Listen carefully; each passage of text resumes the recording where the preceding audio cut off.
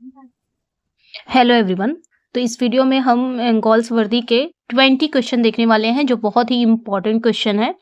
आपके upcoming exam के लिए भी इम्पोर्टेंट है। ठीक है, जो आपके अपकमिंग एग्जाम होने वाले हैं फॉर स्पेशल टीजीटी टीजीटी के लिए इम्पोर्टेंट है क्योंकि गोल्सवर्दी टीजीटी में आपके हैं। सो स्टार्ट करते हैं सेशन को। स्टार्ट करने से पहले एक बात बताना चाहूंगी कि मैंने 4 राइटर्स पर ओके 4 राइटर्स पर यानी कि स्पेशली टीजीटी के लिए है, 4 राइटर्स पर पीडीएफ बनाया है और ये आपको एमसीक्यूज फॉर्म में पीडीएफ मिल जाएगी। क्वेश्चन विद आंसर रहेगा, एमसीक्यूज फॉर्म में पीडीएफ रहेगा और जिसकी कॉस्ट है 199। ठीक है, ये आपको मिल जाएगा। और इसके बाद आपको literary terms, movements, history of English literature, figure of speech, उसकी भी पीडीएफ है। ठीक है, उसमें ये आपको मिल जाएगा 79। ओके, ये जो पीडीएफ है हिस्ट्री वाली, यानी कि हिस्ट्री जिसमें सारे क्वेश्चन यानी कि कंप्लीट आपकी टीजीटी है। अगर आप दोनों लेना चाहते हैं तो 278 आपको पे करना होगा, जिसमें आपको दोनों ही पूरा टीजीटी मिल जाएगा और ये आपको एमसीक्यूज के फॉर्म में रहेगा। ठीक है, तो आपकी प्रैक्टिस को इनहेंस करेगा। ठीक है, ये जो पीडीएफ है, ये दोनों पीडीएफ क्या करेगा, आपकी नॉलेज को इंक्रीज करेगा। ओके, तो इस चीज को ध्यान रखना है। अगर कोई इंटरेस्टेड है तो इस नंबर पर, ठीक है, अगर कोई इंटरेस्टेड है तो इस नंबर पे व्हाट्सअप कर सकता है और व्हाट्सअप करके वो पीडीएफ पा सकता है। ओके, बहुत ही अच्छे तरीके से मैंने इसमें किया है। हाँ, थोड़ी मिस टाइपिंग तो हो जाती है, ऐसा नहीं है कि मिस टाइप नहीं होगा। अगर कहीं कुछ गलत है तो वो टाइपिंग मिस्टेक है। ठीक है, अदरवाइज मैंने चेक किया है, लेकिन अगर कहीं मिस्टेक है तो वो टाइपिंग मिस्टेक होगा। ओके, तो ये ध्यान रखना है। और क्वेश्चन आपका रहता है कि 4 राइटर में आपके क्वेश्चंस कितने हैं, तो देखिए वहाँ पे टॉपिक वाइज मैंने क्वेश्चन कराए हैं। ठीक है, 4 राइटर का, जैसे शेक्सपियर का है तो शेक्सपियर का एक एक टॉपिक उठा के मैंने वहाँ पे क्वेश्चन दिया है। तो इसलिए क्वेश्चन पता नहीं चलता कितने क्वेश्चन है, लेकिन इतना जरूर कहूंगी कि 191 पेजेस में है। ठीक है, टोटल 4 राइटर, और ये आप प्रिंट आउट भी इसका निकलवा सकते हैं। ठीक है, और जो आपकी लिटरेरी टर्म्स वगैरह है, ये आपकी आई थिंक 118 पेजेस है। इसमें भी आपको कितने क्वेश्चन मिल जाएंगे, 1260 मिल जाएंगे। इसमें आपको टोटल 1260 है। ठीक है, ओके, तो इस चीज को ध्यान रखना। कितने बच्चों ने जो लिया है उनका कहना है कि मैम 900 सिर्फ क्वेश्चन है, ऐसा नहीं है। आप देखेंगे, अगर ध्यान से आप देखेंगे तो 360 क्वेश्चन पूरा, मतलब स्टार्टिंग से अगर आप देखेंगे तो 360 क्वेश्चन आपको मिल जाएंगे। उसके बाद 360 से फिर 1 से स्टार्ट है क्वेश्चन, टोटल फिर आपको 900 क्वेश्चन रहेंगे। ठीक है, तो ये पूरा हो गया 1260 क्वेश्चन इसमें आपको मिलने वाले हैं लिटरेरी टर्म्स में। आप एक बार केयरफुली चेक करेंगे ना तो आपको दिख जाएगा। ठीक है, तो ये था, ये बताना था क्योंकि अब बहुत सारा क्वेरी आती है तो मुझे वीडियो में बताना पड़ा। ठीक है, फिर स्टार्ट करते हैं सेशन को। जो कोई भी इंटरेस्टेड है इस नंबर पे व्हाट्सअप कर सकता है। ओके, और बहुत ही अच्छे क्वेश्चन है। चलिए फिर स्टार्ट करते हैं। Galsworthy met him in 1893 and formed a life long friendship with him, identify him. तो यहाँ पे बताना है कि गोल्सवर्दी 1893 में किससे मिले थे, उनसे मिले थे। और फिर उसके बाद उनसे जो जिस पर्सन से वो मिले थे उनसे एक लाइफ लॉन्ग फ्रेंडशिप हो गई थी। उस पर्सन का हमें नाम बताना है, कॉनरेड, शॉ, एलियट, हार्डी। तो कौन है वो पर्सन, ये बताना है। ठीक है, तो यहाँ पे जो राइट आंसर हो जाएगा वो आपका करेक्ट हो जाएगा, जोसेफ कॉनरेड। ये याद रखना है, जोसेफ कॉनरेड से इनकी मुलाकात 1893 में होती है और ये जो दोस्ती है ये जीवन भर बनी रहती है। दोनों ही जो ऑथर थे साहित्य के प्रति समान रुचि रखते थे। जोसेफ कॉनरेड हो गए चाहे गोल्सवर्दी हो गए, ये दोनों ही लेखक लिटरेचर के प्रति उतना ही इंटरेस्टेड थे जितना कि गोल्सवर्दी थे, उतना ही ये जोसेफ कॉनरेड थे। ओके, नेक्स्ट वन पे आते हैं। The first volume of Goldsworthy entitled From the Four Winds appeared in 1897 under the pseudonym। तो यहाँ पे बताना है कि इनका गोल्सवर्दी का फर्स्ट वॉल्यूम था जिसमें from the Four winds appear हुआ था 1897 में।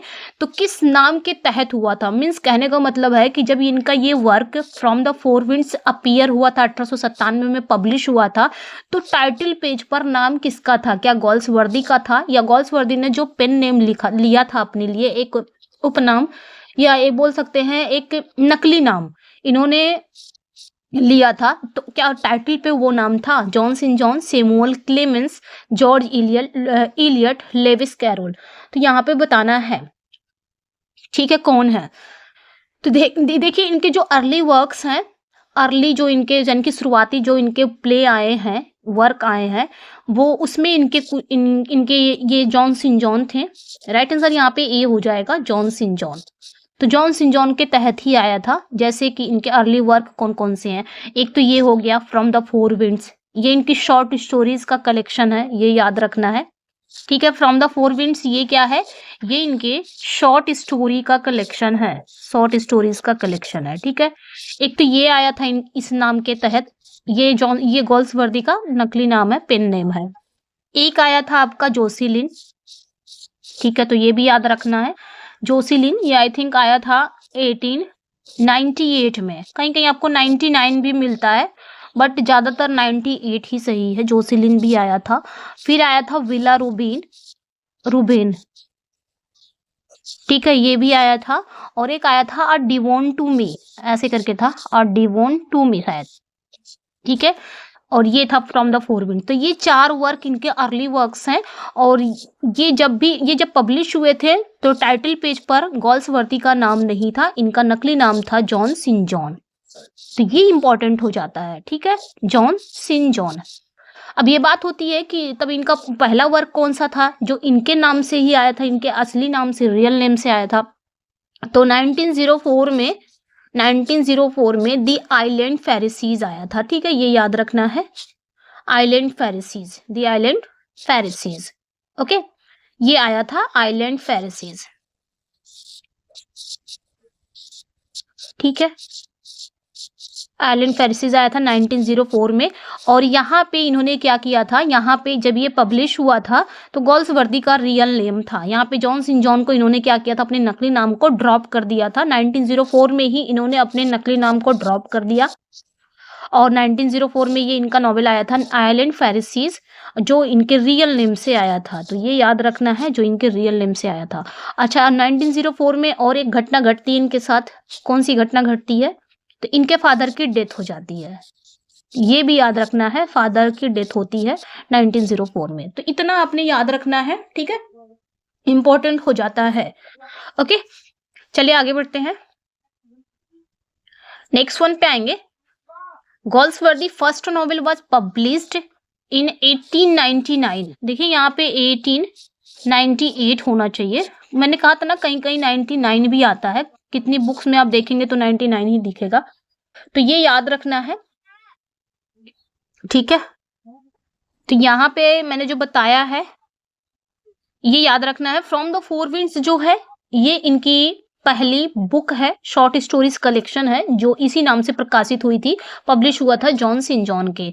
अब यहाँ पे जो है, यहाँ पे क्या पूछा जा रहा है कि इनका फर्स्ट नॉवेल कौन सा था जो 1898 में आया था। 99 में छोड़ दीजिए आप इसको, 98 याद रखिए, वो नॉवेल कौन सा है जो 1898 में आया था इनका नॉवेल। जोसिलिन है, सिल्वर बॉक्स है, जस्टिस है, फोर साइड सागा है। देखिए सिल्वर बॉक्स यहाँ पे देखेंगे ये प्ले है, आप इसे ड्रामा बोल सकते हो, ड्रामा भी है, ठीक है, ये प्ले है। ये आया कब था? तो 1906 में आया था। जस्टिस भी क्या है, ये भी प्ले ही है, ठीक है, ये कब आया था? 1910 में आया था।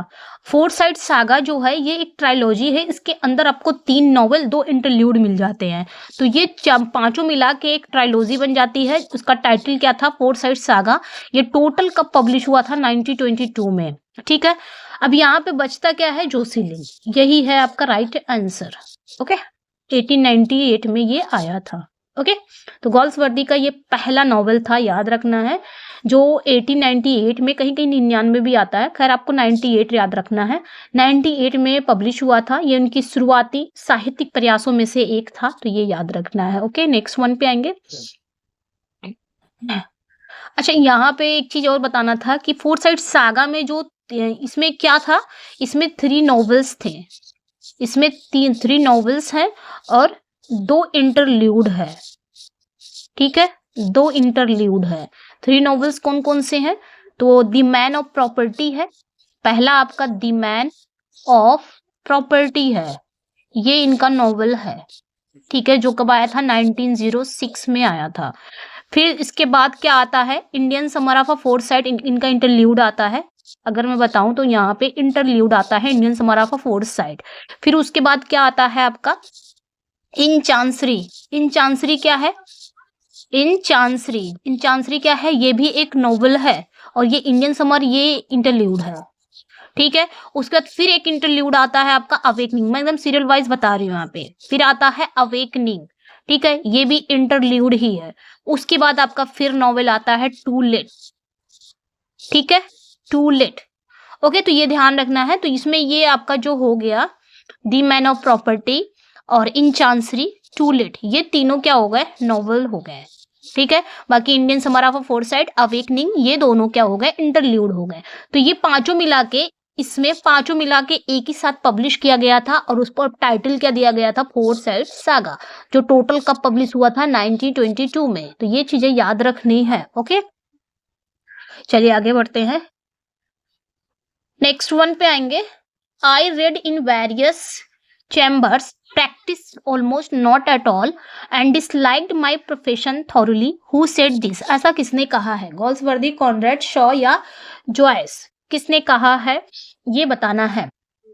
मतलब वो अपने वकालत के करियर के बारे में ये बात कहे थे कि उन्होंने कानून पढ़ा लेकिन वकालत में रुचि नहीं ली, अंततः उन्होंने लेखन को चुना। मतलब उन्होंने कानून को पढ़ा है लेकिन उन्होंने कभी उसमें इंटरेस्ट नहीं लिया। ठीक है, और एट लास्ट उन्होंने क्या किया, राइटिंग को चुना। ये किसने कहा है, गोल्सवर्दी जी ने कहा है। ठीक है, जॉन गोल्सवर्दी। ठीक है, जो अपने लॉ के फ्यूचर के मतलब करियर के बारे में बात कर रहे थे। ठीक है, नेक्स्ट वन पे आएंगे, इंपॉर्टेंट है वो भी। Burn it and you will oblige me, important है ये। About which does Galsworthy talk here, यहाँ पे किसके बारे में गोल्सवर्दी बात कर रहे हैं, बर्न इट, इसे जला दो, यू विल ऑब्लाइज मी, तुम्हारा मुझ पर एहसान होगा।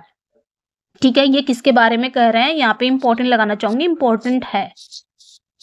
ठीक है, तो यहाँ पे From the Four Winds, Jocelyn, Silver Box, Justice, किसके बारे में बात करें तो जोसीलिन इनका फर्स्ट नॉवेल है जो कब आया था, 1898 में आया था। सिल्वर बॉक्स इनका फर्स्ट प्ले है, ये याद रखना है, फर्स्ट प्ले है जो कब आया था, 1906 में आया था। और जस्टिस इनका आयरोनिकल प्ले है जो कब आया था, 1910 में आया था, ये भी प्ले ही है।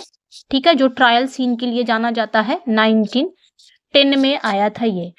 तो यहाँ पे एक ही बचता है, फ्रॉम द फोर विंड्स, ये इनका शॉर्ट स्टोरी कलेक्शन था और ये इनका कुछ चला नहीं था, पहली बुक थी फ्रॉम द फोर विंड्स और ये इनकी चली नहीं थी, तो इन्होंने इसे कहा था बर्न इट, इसे जला दो, तुम्हारा मुझ पर एहसान होगा। ठीक है, तो फ्रॉम द फोर विंड्स को लेकर आत्म आलोचना की, मतलब और इसे जलाने की बात कही थी क्योंकि वह इसे अपने मानकों पर खरा नहीं मानते थे। मतलब जैसा वो चाहते थे कि ये वैसे ही पब्लिश हो, वैसा ही ज्यादा लोग पढ़ें, ऐसा हुआ नहीं था। ठीक है, मतलब ये ऐसा होता है ना कि हम मूवीज वगैरह, जब मूवीज आती है तो फ्लॉप हो जाती है, कोई हिट हो जाती है, तो उस टाइप का ये था कि इनका ये वर्क फ्लॉप हो गया था। ठीक है, फ्लॉप इतना हो गया था कि इन्होंने बहुत ही डिसडेन के साथ इन्होंने क्या किया था, कह दिया था कि इसे जला दो। ठीक है, तो ये याद रखना है। Next one, the first work that earn Galsworthy recognition was the novel identify it, इसका बताना है क्या होगा।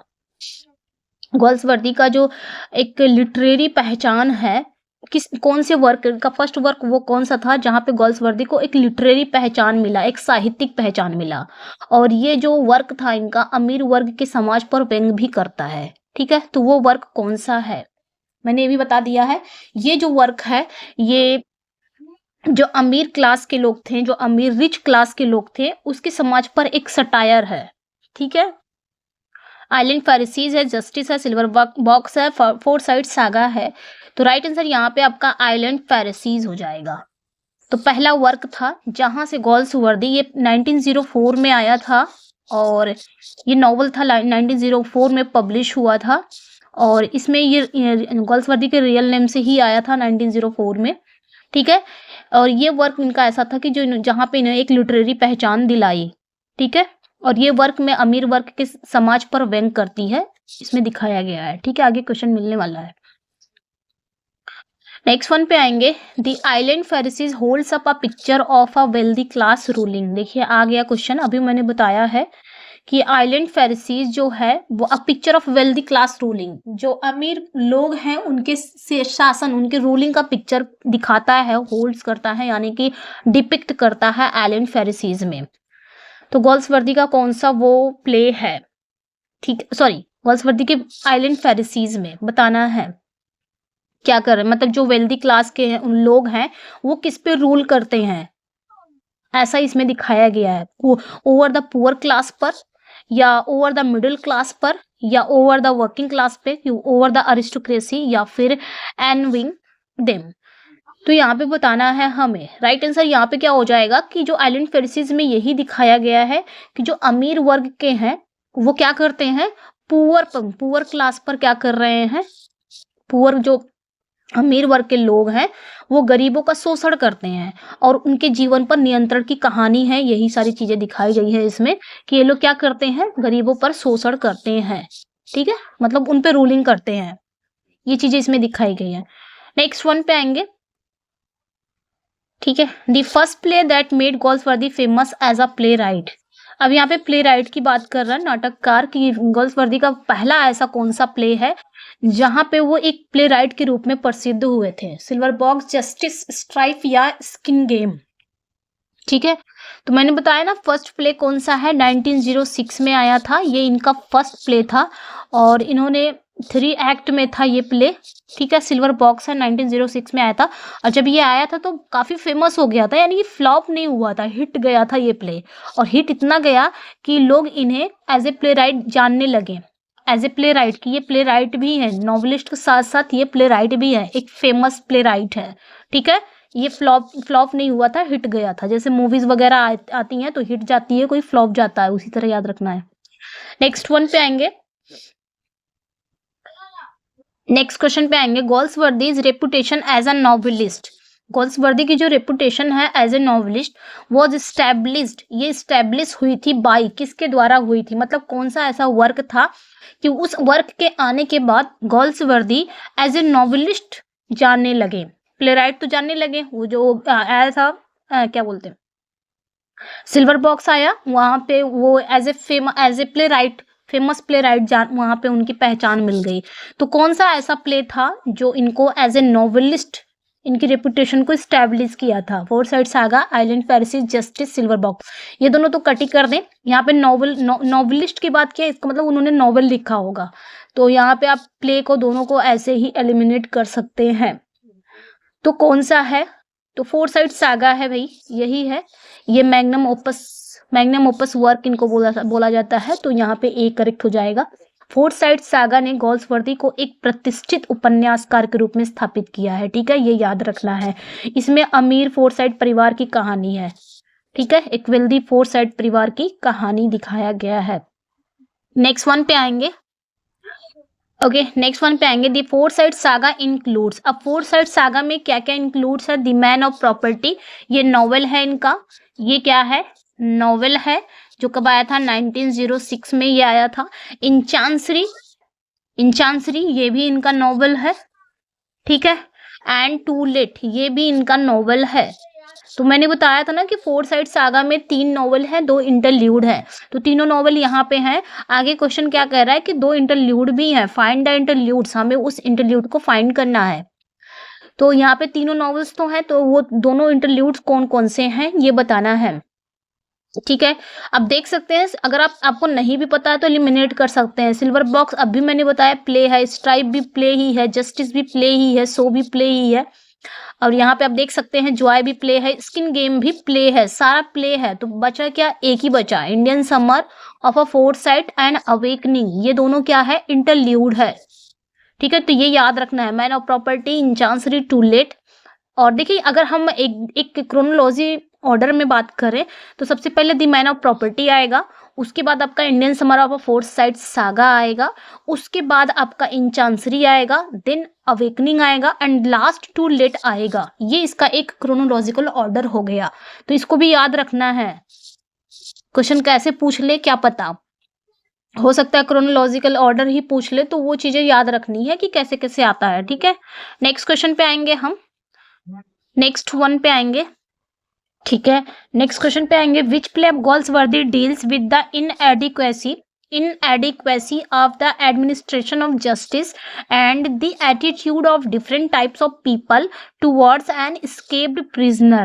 ठीक है, अगर आपको कुछ भी नहीं पता है तो यहाँ पे एक की पॉइंट्स देख लीजिएगा, escaped है, आप फाइंड आउट कर सकते हैं। मतलब गोल्सवर्दी का वो कौन सा प्ले है जिसमें न्याय प्रशासन, एडमिनिस्ट्रेशन, यानी कि अगर आप बोल सकते हैं कि गोल्सवर्दी का कौन सा ऐसा प्ले है जो न्याय प्रशासन की अपर्याप्तता और एक फरार कैदी, और क्या है, एक फरार कैदी के प्रति विभिन्न प्रकार के लोगों के रवैये से संबंधित है, कौन सा ऐसा प्ले है, ठीक है, जिसमें एस्केप्ड प्रिजनर के बारे में बात किया गया है। एस्केप है, सो है, रूफ है या जस्टिस है? तो जस्टिस तो नहीं है, ठीक है। अब बताना है यहाँ पे, अगर आपको नहीं भी पता है तो इस टाइप का अगर क्वेश्चन आए ना तो ये की पॉइंट याद रखना है। की पॉइंट क्या है, एस्केप्ड यानी कि एक भागा हुआ कैदी। तो आप देख सकते हैं वर्क का नाम भी एस्केप ही है, तो यहाँ पे राइट आंसर ए हो जाएगा, ठीक है, याद रखना है। एस्केप में ये दिखाया गया है कि कैसे कानून और जो समाज है, कानून और समाज का जो रवैया है एक भागे हुए कैदी के प्रति अलग अलग होता है। मतलब कानून, एक भागा हुआ कैदी अगर है, एस्केप्ड प्रिजनर है, तो कानून का जो रवैया है वो अलग होगा और जो समाज उस चीज को देखेगी वो अलग तरीके से देखेगी। एस्केप में ये चीजें दिखाई गई है, ठीक है। नेक्स्ट वन पे आएंगे, नेक्स्ट क्वेश्चन है, which play analyses the impact of modern publicity on private domestic tragedy.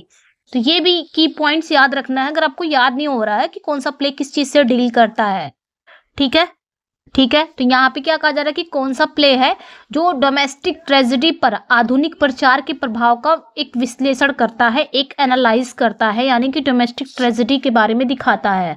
Show है, रूफ है, एस्केप है या स्किन गेम है, ठीक है।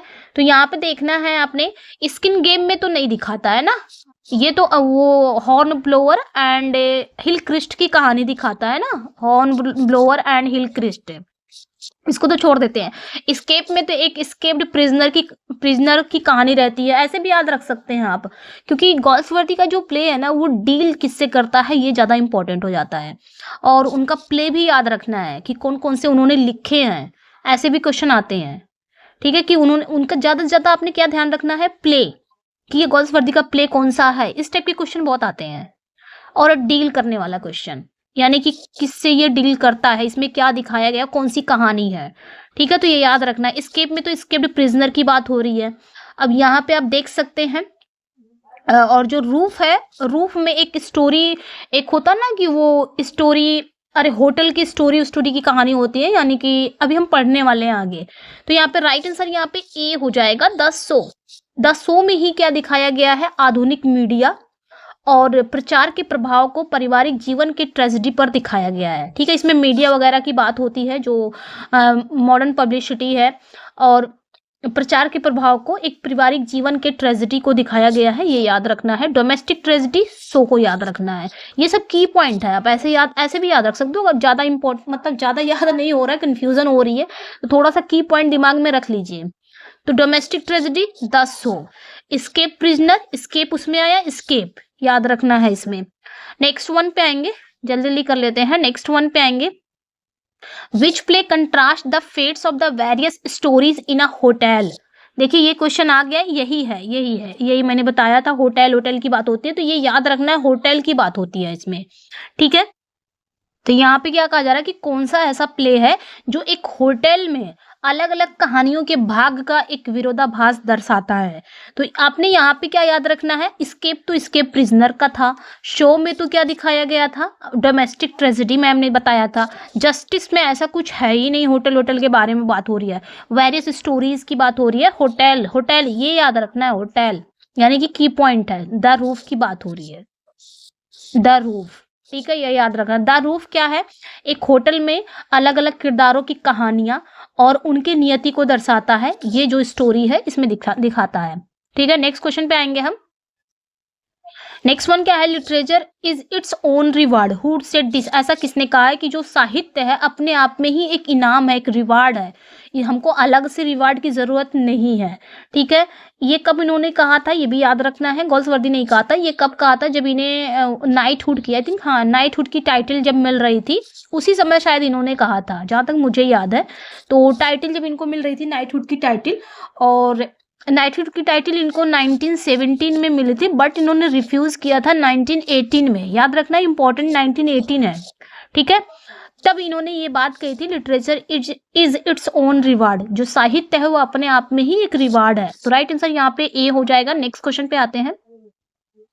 The year in which Galsworthy's father died was also the year of the publication of the Island Pharisees. Find out the year. अभी मैंने बताया, ऊपर ही बताया था कि सेम डेट में इनकी फादर की डेथ होती है, और सेम डेट में ही इनका एक नॉवल है, फर्स्ट ऐसा नॉवल है जहाँ पे आइलैंड फेरिसीज पब्लिश होता है। इनका फर्स्ट ऐसा नॉवल है जो गोल्सवर्दी के रियल नेम से आता है। ठीक है, गोल्सवर्दी के रियल नेम से पब्लिश होता है, और 1904 है। 1904 में ही ये अपना पेन नेम को ड्रॉप कर देते हैं, इनके रियल नेम से ये इनका नॉवल आता है, और इनके फादर की भी डेथ होती है 1904 में।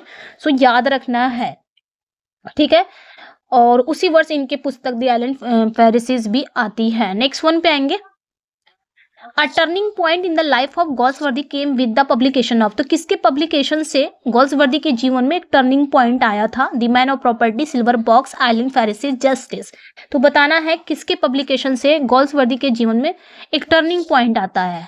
ठीक है, देखिए सबके लाइफ में एक टर्निंग पॉइंट आता है, तो गोल्सवर्दी के लाइफ में भी टर्निंग पॉइंट आया है, तो किसके पब्लिकेशन के बाद आया है? ठीक है, तो राइट आंसर यहाँ पे क्या हो जाएगा? ए हो जाएगा, The Man of Property. Okay, The Man of Property ही है जो 1906 में ये पब्लिश हुआ था। 1906 में पब्लिश हुआ था। ये गोल्सवर्दी के जीवन का एक महत्वपूर्ण मोड़ साबित हुआ है, तो ये याद रखना है। नेक्स्ट वन पे आएंगे। नेक्स्ट क्वेश्चन पे आते हैं। What did Galsworthy become in 1921? 1921 में गोल्सवर्दी क्या बने थे? President of PEN Club London, Nobel laureate, Knight Order of Merit. तो ये बताना है। ठीक है, तो कुछ चीजें हैं जो आपने याद रखना है। 1917 में इनको नाइटहुड की टाइटल मिलता है, बट ये रिफ्यूज कब करते हैं? 1918 में। ठीक है, ये नाइटहुड की टाइटल वाली बात हो गई। 1921 में इनको प्रेसिडेंट ऑफ PEN क्लब का बनाया जाता है, यानी कि PEN क्लब लंदन का फर्स्ट प्रेसिडेंट इनको बनाया जाता है, ये याद रखना है। उसी समय फर्स्ट प्रेसिडेंट भी हुआ था। और 1929 में ऑर्डर ऑफ मेरिट इनको मिलता है, तो ये याद रखना है, ऑर्डर ऑफ मेरिट 1929 में। ठीक है, तो ये याद रखना है। 1932 इनको नोबल साहित्य जो मिलता है। ठीक है, तो ये याद रखना है, यहाँ पे ए करेक्ट हो जाएगा। नेक्स्ट वन पे आएंगे। व्हाट वाज कन्फर्ड अपॉन गोल्सवर्दी इन 1929? अब भी जस्ट क्वेश्चन आया था, मैंने कहा ना। ठीक है, ये याद। अच्छा, यहाँ पे एक क्वेश्चन छूटा है। अच्छा, PEN का फुल फॉर्म क्या है? आप लोग कमेंट सेक्शन में बताएंगे मुझे कि PEN का फुल फॉर्म क्या है। ठीक है, तो ये याद रखना है कि मतलब 1921 में PEN के क्लब के अध्यक्ष वो बने थे, जो लेखकों के लिए एक अंतरराष्ट्रीय संगठन था। ठीक है, 1929 में गोल्सवर्दी को क्या बनाया गया था? तो 1929 में गोल्सवर्दी को ऑर्डर ऑफ मेरिट से सम्मानित किया गया था, जो ब्रिटेन में उच्च सम्मान का प्रतीक होता है। ठीक है, ब्रिटेन में एक उच्च सम्मान का प्रतीक होता है ये ऑर्डर ऑफ मेरिट, तो ये याद रखना है। नेक्स्ट वन पे आएंगे। The first play of Galsworthy The Silver Box. First play है ये गोल्सवर्दी का, जो कब आया था? 1906 में आया था। प्ले है, ड्रामा है, 3 एक्ट में आया था। नेक्स्ट वन पे आएंगे, लास्ट क्वेश्चन है आज का। Which play of Galsworthy has the theme of problem of unjust, unfair, partial treatment meted out to the poor by the law governing society। तो यहाँ पे बताना है कि कौन सा वो प्ले है। ठीक है, तो वो कौन सा प्ले है यहाँ पे बताना है। तो वो आपका राइट आंसर सिल्वर बॉक्स ही हो जाएगा। ठीक है, सिल्वर बॉक्स में ही समाज और कानून द्वारा गरीबों के प्रति अन्यायपूर्ण और पक्षपाती व्यवहार को दिखाया गया है। ठीक है, यानी कि जो अमीर है उसको छोड़ दिया जाता है, जो गरीब है उसके साथ सेम ही गलती दोनों लोग करते हैं। अमीर भी वही गलती करता है, गरीब भी वही सेम गलती करते हैं, लेकिन एक को सजा दी जाती है, एक को छोड़ दिया जाता है। यानी कि दोनों के प्रति क्या किया जा रहा है? गरीब और अमीर के प्रति, गरीब के प्रति स्पेशली कानून क्या कर रहा है? एक अन्यायपूर्ण कर रहा है, पक्षपाती व्यवहार कर रहा है। ठीक है, पार्शियल बन रहा है, ये ध्यान रखना है। ठीक है, ये इस चीज को दिखाया गया है सिल्वर बॉक्स में। तो ये याद रखना है। Problem of unjust, unfair, unfair होता है, अनजस्ट अनुचित मतलब न्याय नहीं सही से होता है, एक पार्शियल ट्रीटमेंट होता है, ये चीजें ध्यान किसके अनुसार, जो लॉ गवर्निंग सोसाइटी है उसके अनुसार, तो ये याद रखना है। तो कैसा लगा ना, अपना फीडबैक जरूर दीजिएगा। इसमें मैंने 20 क्वेश्चन ही रखा था, तो अपना फीडबैक जरूर दीजिएगा कैसा लगा आपको। ओके, और एक बार फिर से पीडीएफ जो कोई भी इंटरेस्टेड है उस पीडीएफ में, वो इस नंबर पे व्हाट्सअप करके, ओ शिट 1 मिनट, वो इस नंबर पे व्हाट्सअप करके, ठीक है, इस नंबर पे व्हाट्सअप करके पीडीएफ को पा सकता है। और क्वेश्चंस बहुत ही यूनिक है, बहुत ही अच्छे क्वेश्चन है आपके, मतलब क्या करेगा, this will increase your knowledge, वही चीज मैं बोल रही हूँ। ये जो पीडीएफ है मेरी, ये आपके this will increase your knowledge, बस इतना ही कहना चाहूंगी। आप एक बार पीडीएफ लेंगे, खुद ही देखेंगे, क्वेश्चन बहुत ही यूनिक है। ठीक है, चलिए फिर मिलते हैं नेक्स्ट वीडियो में। Thank you for watching, bye bye. अच्छा, एक बात और है, जो कोई भी पीडीएफ पाना चाहता है वो मेरे व्हाट्सएप एंड टेलीग्राम पे जुड़ सकता है। क्लास मतलब जो कहाँ से जुड़ना है, डिस्क्रिप्शन में लिंक है, वहां से जाके जुड़ सकता है, अदरवाइज यहाँ से भी जुड़ सकता है डायरेक्टली, ये भी व्हाट्सएप ही नंबर है। ठीक है, चलिए फिर मिलते हैं नेक्स्ट वीडियो में। Thank you for watching, bye bye.